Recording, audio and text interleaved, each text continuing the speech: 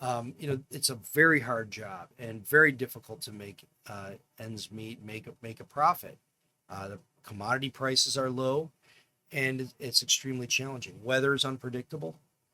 You can have a dry year one year with no water, no crop. You get next year floods, no crop. An insect moves in that you didn't anticipate. You got to spend a lot of money on insecticide. There are so many things that farmers push back against, and huge respect for them. Yeah.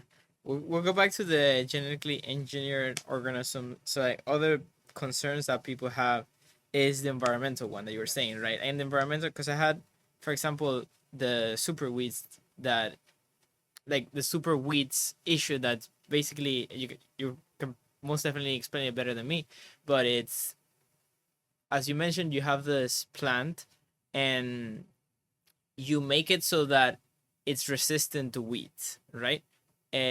Or to the pesticide that you spray to kill the weeds. Yeah. Then when you spray the pesticide, most of the weeds die. But as we mentioned before, there might be a couple of weeds that will be left, right? And those mean, which means that those weeds are tougher to that specific pesticide. So what happens if you keep doing that? The tougher weeds, which is harmful for your plants, then gets to spread. And yeah, so how would you navigate that? I guess you would just tackle it in different stages of the development, right? No, I think you got a good take on that there. The technology is such that you put a gene into a plant that allows you to use an herbicide and not kill it. Mm-hmm. It's actually a really simple thing metabolically. We could talk about it, but it's pretty simple. It's a natural occurring enzyme. Anyway, long story short is the farmer plants the seeds germinate, the weeds germinate. Then you go over the top with the spray, which in generally is a very low risk spray. It kills the weeds, leaves the plants. The plants keep growing, they crowd out the weeds, shade the weeds that don't germinate, and now you've got a clean field that produces a crop. The herbicide is long gone, there's no herbicide around. You did that early, you picked the crop late, good stuff, right? The problem is evolution. You get a couple of plant genetics are always mixing. Mm-hmm. You get the one weed that can grow through it, and now this new weed can set seeds that will grow in the field. And that is the problem. It's because we've relied on one strategy against the weeds.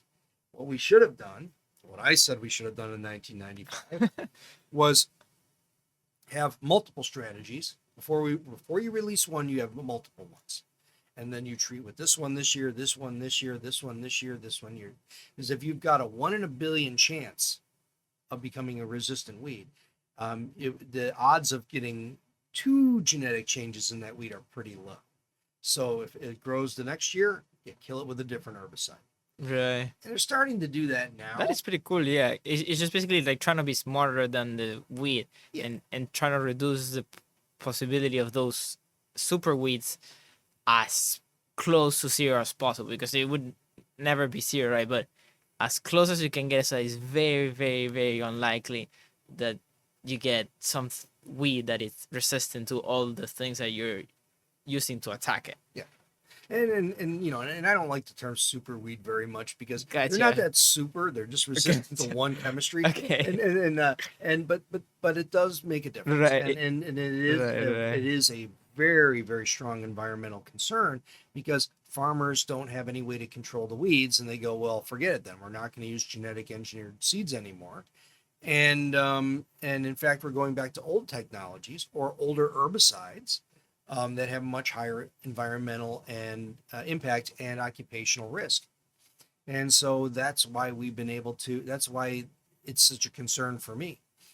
In the insect-resistant crops, we see resistance to the insects.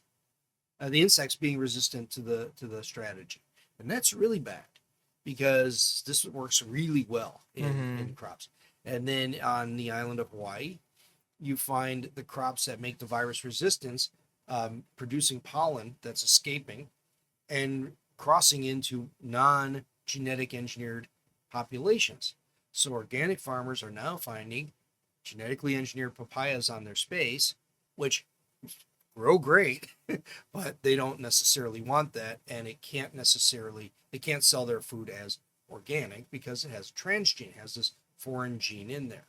And it's a dumb rule, but that is the rule, and it affects their bottom line as farmers. So there are a lot of effects that happen because environmentally, genetic engineering has consequences. Interesting. Yeah, I want to talk on those two because those are really interesting. One was a little bit more on the environmental impact. So, what what are the concerns that people have in this environmental? Because I kind of get it.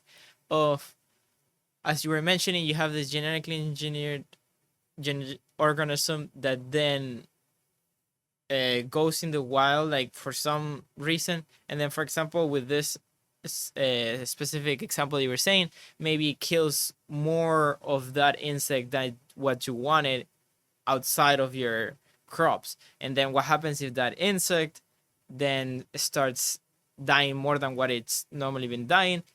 Then it affects, I don't know, the bird that was eating that insect, right? And something like that. Is that I think that's not a concern. I understand what you're saying. right? Creating kind of a, kick the snowball down the hill and it gets bigger and bigger.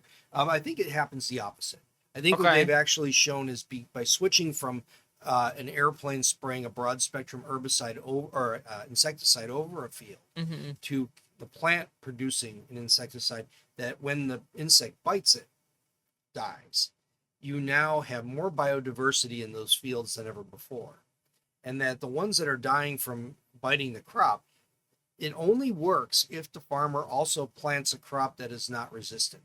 Mm-hmm. Because you have a natural population that if a gene resistance develops, it can dilute in that natural area. So these ideas of somehow having bioengineered plants skew the gene pool, not a big problem that we've seen, and actually quite the opposite. So it would be because what exactly are you referring with, like changing the gene pool? Is it like, because how I think about it is kind of like the ecosystem, right? I'm not sure if that's actually a technical term of like normally you have this population of birds and insects and plants or whatever, and changing like the proportions of those would be changing the ecosystem. So is that a concern, as you were saying, or basically you explained? And I understand that too, but I think if you want to stop that, it's not genetic engineering that's the problem. It would be farming is the problem, because we're converting farmland into cropland, and we're converting prairies into cropland. We're converting forests into cropping land. And all right, I understand that is a thing. We've got to eat. We got to fill the population. Right. But this is my concern going forward if we shun technology. Because if we say technology is, we don't want it, get rid of it, we're going to need more land to do it. And we're going to then invade more ecosystems. Farming is an artificial human process. This isn't, you don't have a cornfield growing in the middle of Iowa, in nature. This was a product that came from Mexico that humans found value in and found ways to grow lots of. So farming is an artificial construct that impinges on nature, and therefore we have to protect nature. We need to constrain farming, meaning we need to produce more stuff on the land we have, which means every technology in the book to make it happen. Makes complete sense. Let's touch on the other thing that you mentioned, I think some legal issues.